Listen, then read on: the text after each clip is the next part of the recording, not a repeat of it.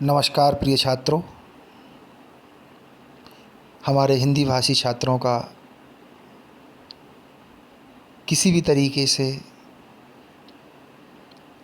शैक्षिक स्वभाव विचलित ना हो, उनकी पढ़ाई बाधित ना हो, इसलिए हम आपको समय समय पर हिंदी के पीपीटी हिंदी अंग्रेजी रूपी पीपीटी का हिंदी रूपांतरण पूरी तरीके से बताते रहते हैं वीडियो के रूप में, जिससे किसी भी तरीके से आप असहज महसूस न करें।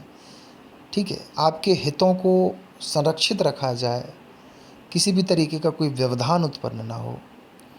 ऐसी स्थिति के लिए हम आपको हिंदी में पीपीटी के साथ साथ हिंदी में आपको बताते रहते हैं, वीडियो में उनका विश्लेषण करते रहते हैं।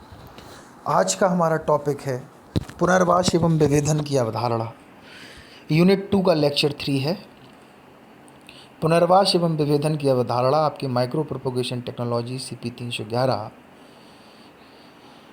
कि यूनिट 2 का तीसरा लेक्चर है। मैं कोर्स इंस्ट्रक्टर अंकुर शर्मा आपको इसके बारे में बताऊंगा। सबसे पहले हम जानते हैं कि क्या आउटलाइंस हैं हमारी। उन आउटलाइंस में होते हुए हम आगे के उपक्रमों पर चर्चा करेंगे। तो जो हमारा आउटलाइंस है वो है हमारा डिफरेंशिएशन, पुनर्विभेदीकरण। पुनर्विभेदीकरण के साथ साथ उसके उपयोग, उसकी आवश्यकताएं और निष्कर्ष।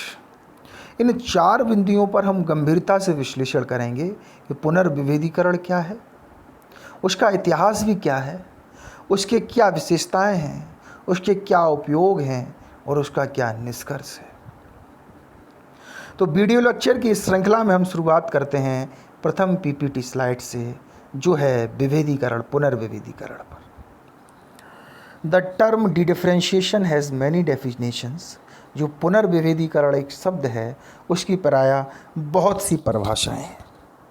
प्रोसेस बाय विच मैच्योर और स्पेशलाइज्ड सेल, एक पद्धति जिसके द्वारा परिपक्व कोश का लॉस देयर डिफरेंशिएटेड कैरेक्टर, अपने विभेदीकरण लक्षणों को छोड़कर प्रायः पुनर्जन्म ले लेती है, उसको हम पुनर्विभेदीकरण कहते हैं। इस चीज़ को ब्लॉच 1941 में कहा है। दूसरी चीज़ को यदि समझा जाए तो a process in which tissue, एक स्थिति, एक प्रावस्था जिसके द्वारा ऊतक अंडरगो नीचे चले जाते हैं कोशिकीय विभेदीकरण के द्वारा, can be made to reverse.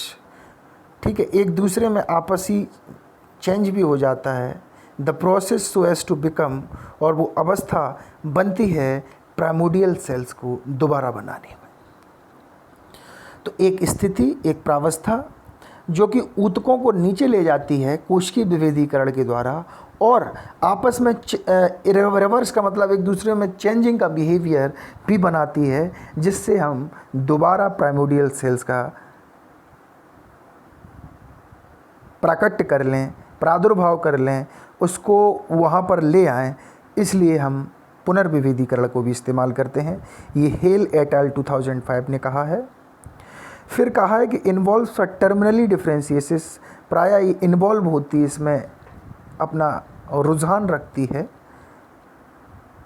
A terminally differentiated cell, जो कि प्रायः पूरी तरीके से माध्यमिक अंतरालों में एक दूसरे से विभेदीकृत होकर रिवर्सिंग प्रोसेस को बनाकर साथ ही साथ उस स्टेज को दोबारा पाले, ऐसी स्थिति को भी हम पुनः विभेदीकरण कहते हैं। कोशिश करना कि इन तीनों परिभाषाओं में कम से कम एक परिभाषा को अंग्रेजी में याद करने की कोशिश करना। जिस तरीके से आपके फ़ोन कॉल्स और मैसेजेस आते हैं कि सर हिंदी, आपकी शिकायतों का पूरा बोझ मेरे पास रहता है, उसके लिए एक प्रयास है। लेकिन कोशिश करना कि इन 3 में एक डेफिनेशन अंग्रेजी की ज़रूर याद करना, फिर हिंदी की आप कोई भी कर सकते हैं, कोई दिक्कत नहीं है। आपको एक चित्रात्मक प्रस्तुति भी दिखाई गई है। इन चित्रात्मक प्रस्तुतियों में डिफरेंशिएशन और डिफरेंशिएशन का रिवर्सिबल प्रोसेस है। ट्रांस डिफरेंशिएशन आपको ब्लैक से डिनोट किया गया है, ट्रांस और डिफरेंशिएशन रेड से डिनोट किया गया है, और रेड डॉट में एरो के साथ आपका ट्रांस और डिफरेंशिएशन ओवर प्रोलिफरेशन की प्रक्रिया है। अब हम द्वितीय स्लाइड की ओर मूव करते हैं। द्वितीय स्लाइड में है, it's distinguish feature is the withdrawal from a given differentiated state into a stem cell like state that confer pluripotency। इसको विभाजित किया गया है, डिस्टिंग्विश किया गया है उन कारकों के द्वारा जो प्रायः दिए गए विभेदीकृत कारकों पर अपने तने के द्वारा कोशिकाओं को स्थित करके प्रायः पूर्ण सत्यता की तरफ विभेदित कर देते हैं। ये ग्राफी 2004 ने कहा है। The common in these definition, जो पूरा कॉमन है इन परिभाषाओं में, वो ये है कि कॉन्ट्रेटी टू डिफरेंशिएशन, उनकी जो आपसी प्रावस्था है एक दूसरे के विभेदीकरण की और पुनर्विभेदीकरण की, वो प्रायः विकास के द्वारा एक क्षमता विद्यमान करती है जिससे सेलों का विकास होता रहता है, कोशिकाओं का विकास होता रहता है। देयर इज अ कॉन्ट्रोडिक्शी, ये विवादास्पद भी है, विवादास्पद भी संज्ञा है इसमें। जबकि to what extend the term dedifferentiation, जबकि हम अगर पुनर्विभेदीकरण शब्द को थोड़ा सा आगे बढ़ाएं तब हम उसे इस्तेमाल कर सकते हैं।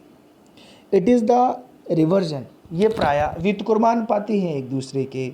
जब हम पुनर्विभेदीकरण सेल को एक स्थान पर दूसरे स्थान पर ले जाकर उनकी प्रावस्थाओं को हटाते हैं तो प्रायः वो सेल उसी स्थान पर आकर अपना एक रूप ले लेती है। यही पुनर्विभेदीकरण का कॉन्सेप्ट है, यही इसका फंडा है, यही हमें समझना है। प्रायः सेलुलर पोटेंसी, जो उसकी कोशिकीय क्षमता होती है, वो पूर्ण सत्यता के द्वारा उन सारे प्रावस्थाओं को खंडित कर कर एक लीनियर चेन, एक लीनियर श्रृंखला में जाकर अपने आप को सिद्ध करती है कि हम इस कोशिका से, इस कोशिकी उपक्रमों से निकलकर विभेदीकरण की क्षमता को पैदा करके अपने सीधे माध्यम में विद्यमान हो सकते हैं। यदि हम तृतीय स्लाइड पर चलें तो तृतीय स्लाइड पर कुछ चीज़ों को समझाया गया है। कुछ चीज़ों में यही है कि अंग्रेजी माध्यम में है, हम उसका हिंदी रूपांतरित करके चलेंगे कि कुछ जीन्स की आईडीज़ दी गई हैं। ये आईडी आप देख सकते हैं 8010